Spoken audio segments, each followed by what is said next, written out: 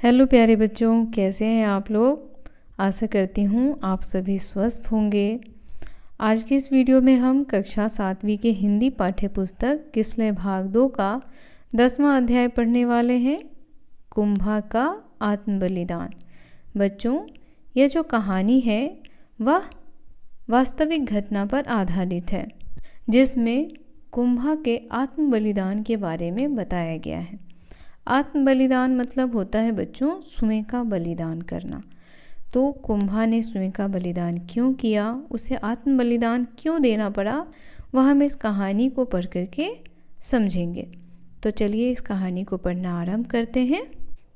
आज़ादी किसे प्रिय नहीं होती, मनुष्यों की तो बात ही क्या, पशु पक्षी भी पराधीन रहना पसंद नहीं करते। लेकिन कभी कभी इस प्रिय आज़ादी की रक्षा के लिए प्राण भी न्यौछावर करने पड़ते हैं।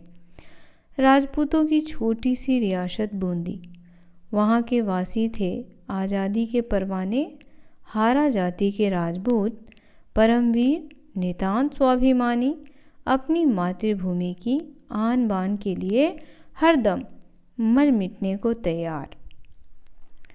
तो बच्चों, यहाँ लेखक क्या कह रहे हैं कि आज़ादी किसे प्रिय नहीं होती, यानी आज़ादी जो है वह सभी को प्रिय है, चाहे वह मनुष्य हो या पशु पक्षी। यदि हम पशु पक्षी को पिंजरे में बांध करके रखेंगे तो क्या वह प्रसन्न रूप से जी पाएंगे, स्वतंत्र रूप से जी पाएंगे? नहीं बच्चों, हमें सभी को स्वतंत्र रूप से जीने देना चाहिए। हमें पशु पक्षियों को कभी भी कैद करके नहीं रखना चाहिए, क्योंकि कोई भी इस संसार में कैद होकर के जीना नहीं चाहता है। इसीलिए कवि क्या कहते हैं कि आज़ादी किसे प्रिय नहीं है, आज़ादी सभी को प्रिय है। और आज़ादी पाने के लिए तो लोग क्या करते हैं, अपने प्राण तक न्यौछावर कर देते हैं।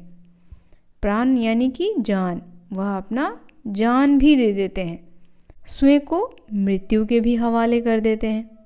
किसके लिए बच्चों? तो आज़ादी के लिए। अब बात आती है यहाँ पर राजपूतों की छोटी सी रियासत बूंदी की। किसकी बात आ रही है? राजपूतों की छोटी सी रियासत बूंदी। रियासत मतलब होता है बच्चों राज्य। तो यहाँ राजपूतों की जो वो छोटी सी रियासत है बूंदी, उसकी बात हो रही है। कहते हैं कि वहाँ के जो वासी हैं, वासी यानी निवास करने वाले लोग। वासी किसे कहते हैं?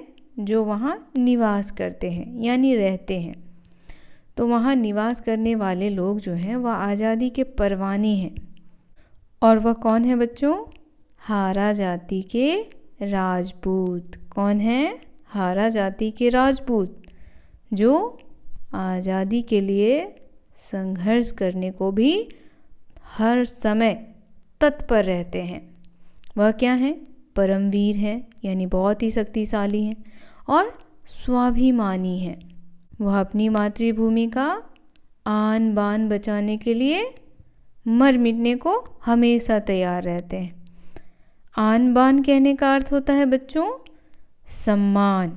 वह अपनी मातृभूमि का मान सम्मान बचाने के लिए हमेशा मर मिटने को तैयार रहते हैं। लेकिन शीघ्र ही उनकी वीरता की परीक्षा की घड़ी आ पहुंची।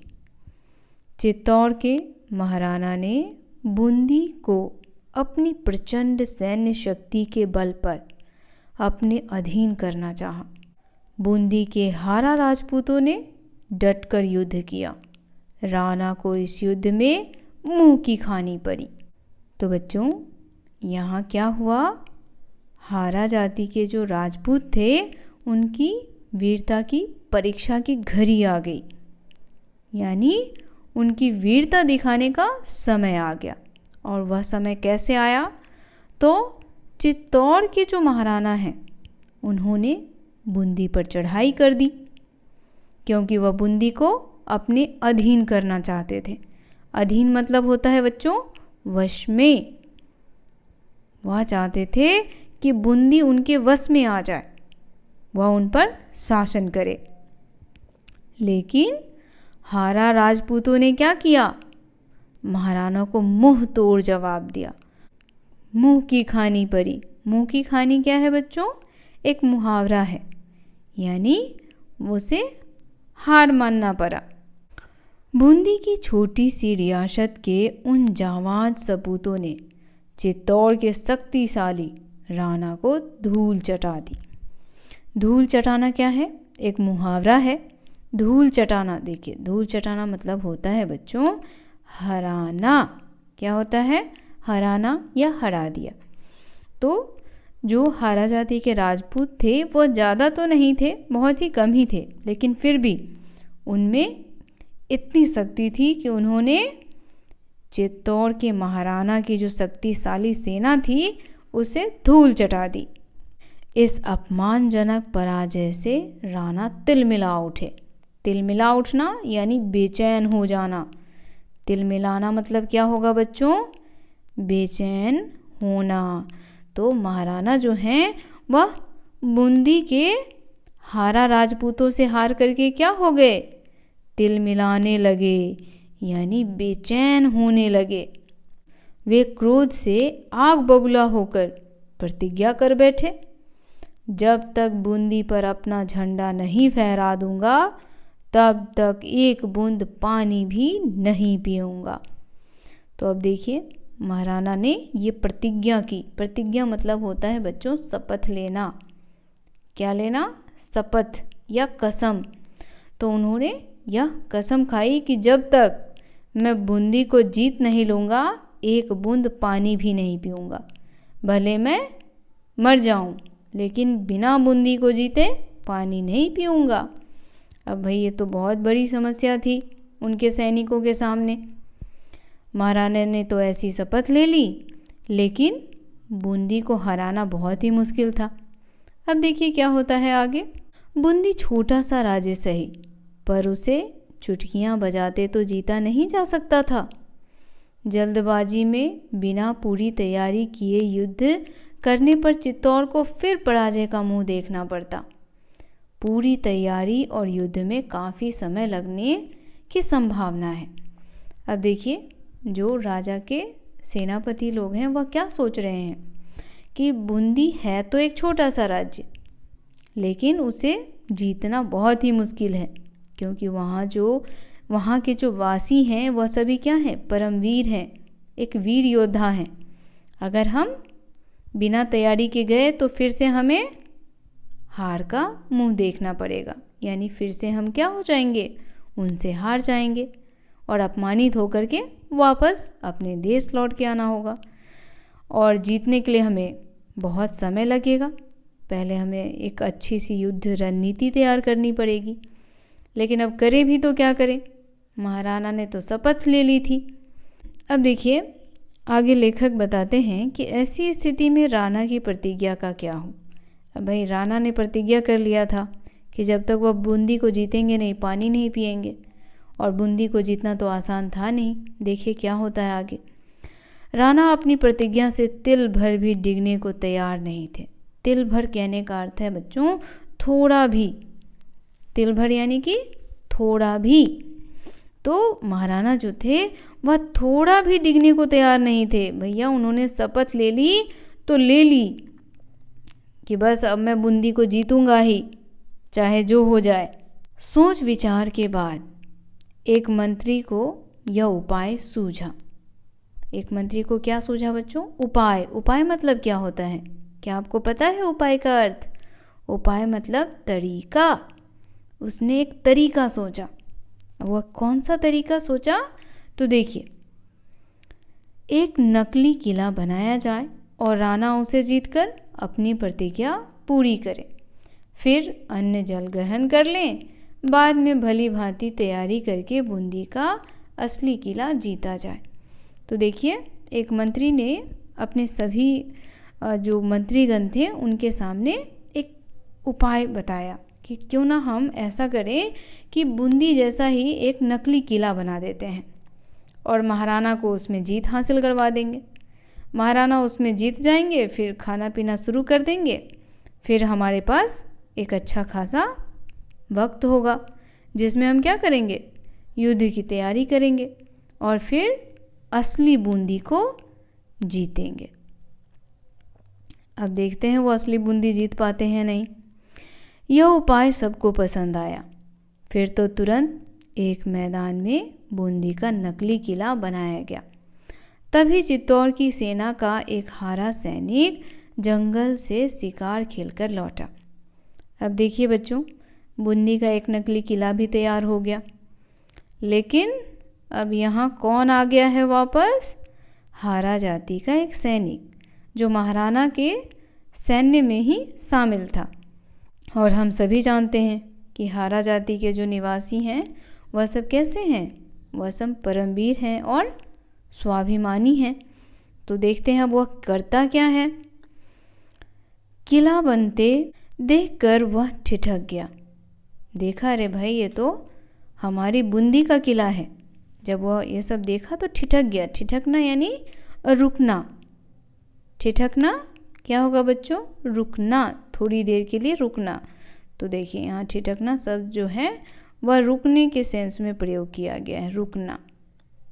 ध्यान से देखकर बोला, आह कितनी सुंदर कारीगरी है। ठीक वैसे ही द्वार, वैसे ही परकोटा, वैसे ही बुर्ज बूंदी के किले की हूबहू नकल की गई है। मेरी मातृभूमि बूंदी, तुझे प्रणाम। यह कहकर उसने उस किले के सामने अत्यंत सम्मान से सिर झुका दिया। तो बच्चों, हारा जाति के जो राजपूत हैं वह अपने छोटे से राज्य बूंदी को बहुत ही सम्मान देते हैं। वह उनके मान सम्मान की सदैव रक्षा करने की शपथ लेते हैं। तो जब उन्होंने यह नकली किला देखा, किसने बच्चों? तो हारा जाति का उस सैनिक ने, जो महाराणा के सैन्य टुकड़ियों में शामिल था। तो उसने अपनी बूंदी को प्रणाम किया, सम्मान दिया सिर झुका करके। लेकिन सैनिक का कौतूहल शांत नहीं हुआ। कौतूहल शब्द का अर्थ होता है बच्चों इच्छा। उसके मन में जो जानने की इच्छा थी कि आखिर यह बूंदी का किला यहाँ क्यों बनाया गया है, वह शांत नहीं हुआ। उसके मन में एक प्रश्न घूमता रहा, आखिर बूंदी का यह नकली किला यहाँ क्यों बनाया जा रहा है? क्या बात है जो हमारी बूंदी का किला यहाँ बनाया गया है? वह अपना कौतूहल मिटाने के लिए कारीगरों के पास पहुँचा। किसके पास पहुँचा बच्चों? कारीगरों के। कारीगर जो क्या कर रहे थे? बूंदी का नकली किला बना रहे थे। उन्होंने उससे सब बातें कह सुनाई। अब सारी बातें कुंभा को उन कारीगरों ने बता दी कि भाई महाराणा गए थे बूंदी के किला को जीतने, जीत तो पाए नहीं, लेकिन खामखा प्रतिज्ञा ले ली है कि जब तक जीतूंगा नहीं अन्न जल ग्रहण नहीं करूंगा। तो इस वजह से ये नकली बूंदी का किला बनाया जा रहा है ताकि उन्हें किसी प्रकार से जीवित रखा जाए। देखिए, बातें सुनते ही उस सैनिक की पेशानी पर बल पड़ा। पेशानी मतलब क्या होता है बच्चों? क्या कोई बता सकता है मुझे? पेशानी मतलब माथा।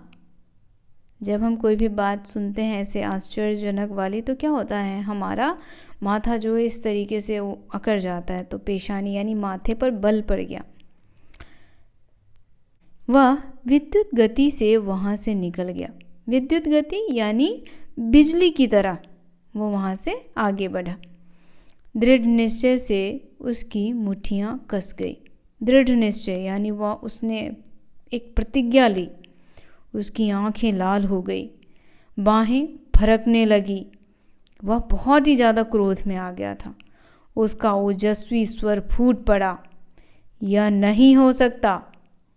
मेरी प्यारी मातृभूमि बूंदी, जब तक तेरा यह बेटा जीवित है तब तक तेरा यह अपमान कदापि नहीं हो सकता।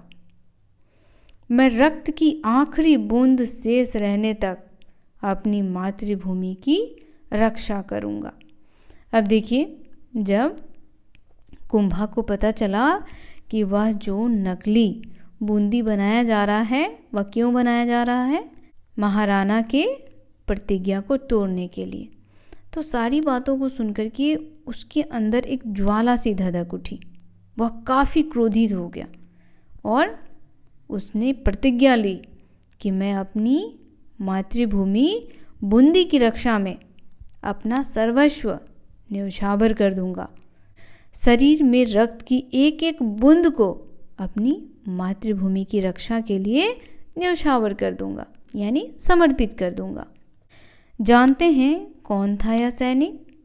यह था वीर हारा राजपूत कुंभा। तो यह किसकी कहानी है बच्चों? मैंने आपको पहले ही बताया, वह हारा राजपूत कुंभा था। इसकी मातृभूमि थी बूंदी। कहाँ का रहने वाला था? बूंदी का। पर यह बहुत समय से चित्तौड़ के राणा की सेना में नौकरी करता था। बूंदी के कुछ और हारा राजपूत भी राणा सेना में सैनिक थे। सभी परम स्वामी भक्त, परमवीर। सभी कैसे थे बच्चों? परम स्वामी भक्त, यानी स्वामी की आज्ञा मानने वाले, और परमवीर, बहुत ही शक्तिशाली। ये सभी राणा के लिए हरदम मर मिटने को तैयार थे, पर अपनी मातृभूमि बूंदी को अपमानित करने का यह नाटक इनके लिए अत्यंत असहाय था। सब चित्तौड़वासी इन हारा राजपूतों की इस नाराजगी से बेखबर थे। बेखबर यानी अनजान थे। किसी को नहीं पता था कि ये सभी बहुत ही ज़्यादा गुस्से में हैं, नाराज हैं। योजना अनुसार राणा दूसरे दिन बूंदी के नकली किले को जीतने के लिए सेना लेकर चल पड़े। एकदम निश्चित जीत के बारे में पूरी तरह आश्वस्त, क्योंकि वास्तविक युद्ध नहीं, युद्ध का नाटक ही तो होना था। राणा के वहां पहुंचने पर हल्का फुल्का प्रतिरोध करने के बाद बूंदी के नकली सैनिकों को हथियार डाल देने थे। अब देखिए, अब किला तो नकली था, तो वहाँ युद्ध भी नकली होने वाला था। लेकिन हारा जाति के जो राजपूत थे, उन्हें तो भैया ये बिल्कुल ही पसंद नहीं था। वह नहीं चाहते थे कि कोई उनकी मातृभूमि के साथ ऐसा मजाक करे। लेकिन सब योजनाबद्ध था कि राणा आएंगे, उनके साथ नकली युद्ध होगा, वह युद्ध में जीत जाएंगे और फिर वो अपनी प्रतिज्ञा को तोड़ देंगे। आगे हुआ क्या वह देखिए। लेकिन यह क्या, नकली किले में घुसने से पहले ही राणा को तीरों की जोरदार बौछार का सामना करना पड़ा। अब देखिए भाई, वह नकली बूंदी का किला तो बनाया ही इसलिए गया था कि महाराणा उसमें विजय प्राप्त करे। लेकिन जैसे ही वह किला के अंदर प्रवेश करने की कोशिश करने लगे, वैसे ही क्या हुआ, तीरों की बौछार उनकी तरफ आने लगी। यानी उस तरफ जो हारा जाति के राजपूत थे, वह उन्हें किले में घुसने नहीं देना चाहते थे।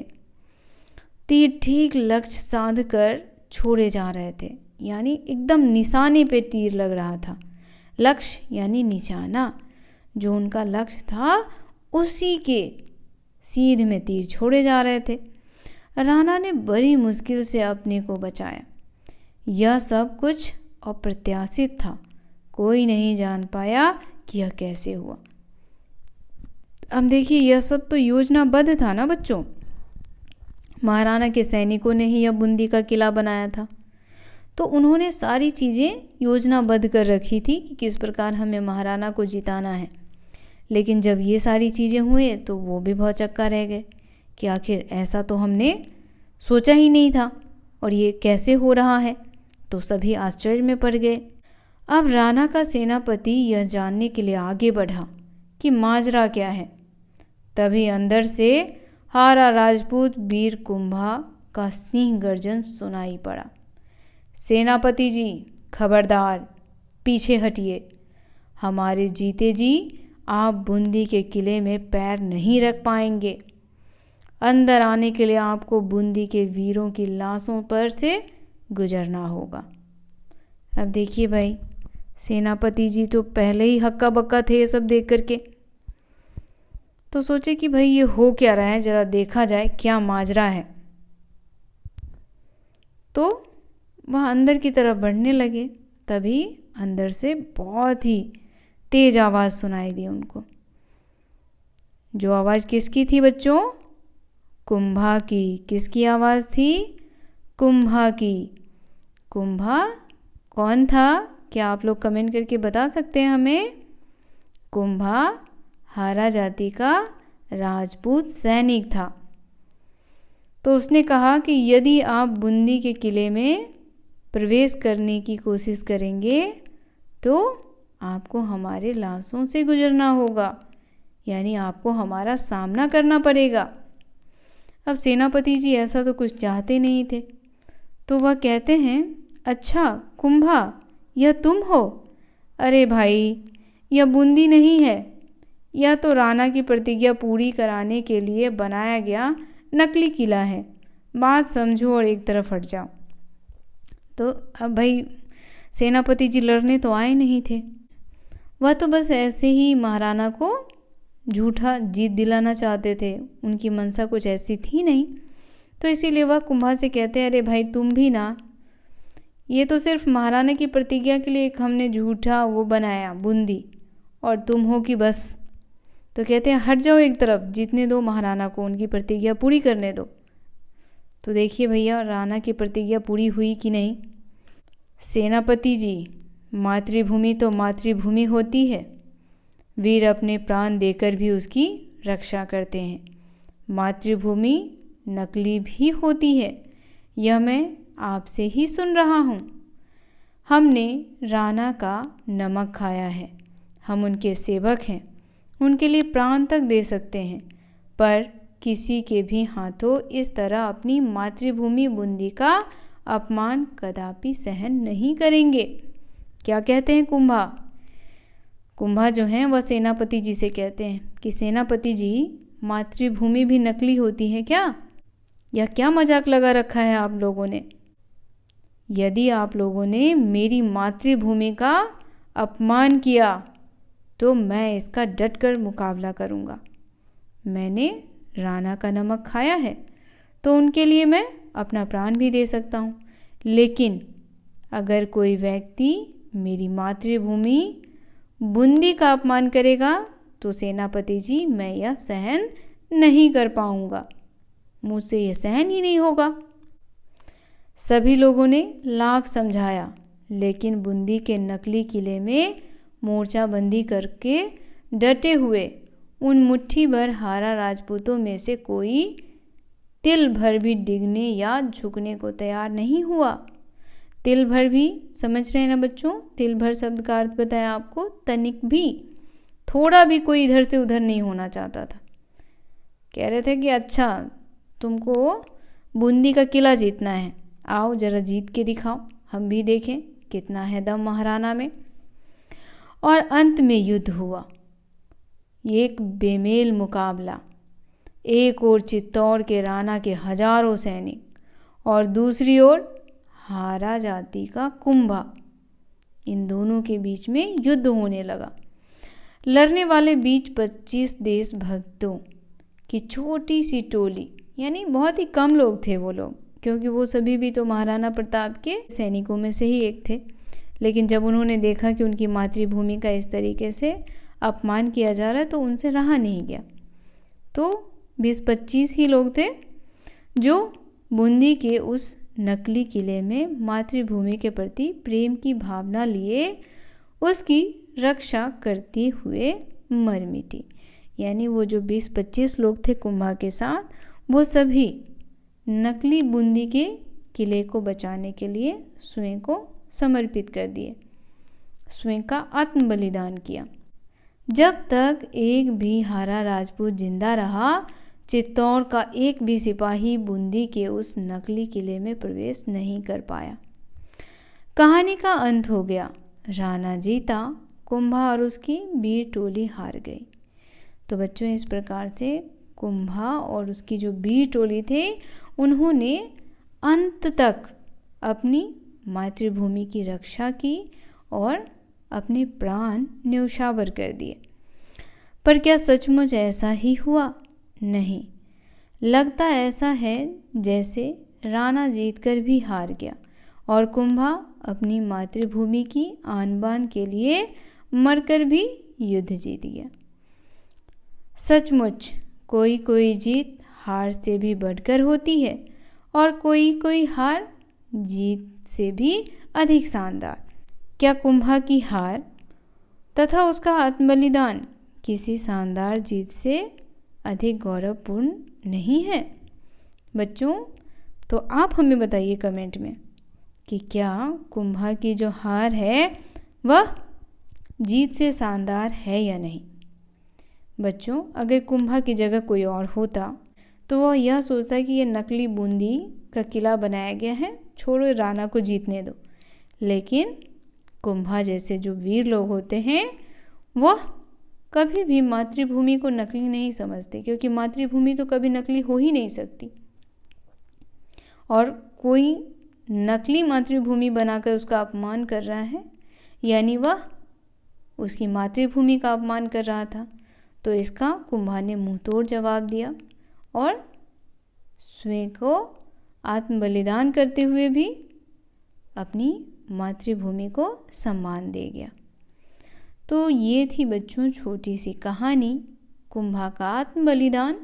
ये कहानी आपको कैसी लगी कमेंट करके बताना बिल्कुल ना भूलें। वीडियो पसंद आया हो तो इसे लाइक करें, ज़्यादा से ज़्यादा शेयर करें। हमारे चैनल को सब्सक्राइब और फॉलो करना तो बिल्कुल ना भूलें। मिलते हैं इसी अध्याय के प्रश्नाभ्यास के साथ। तब तक के लिए आप सभी का धन्यवाद।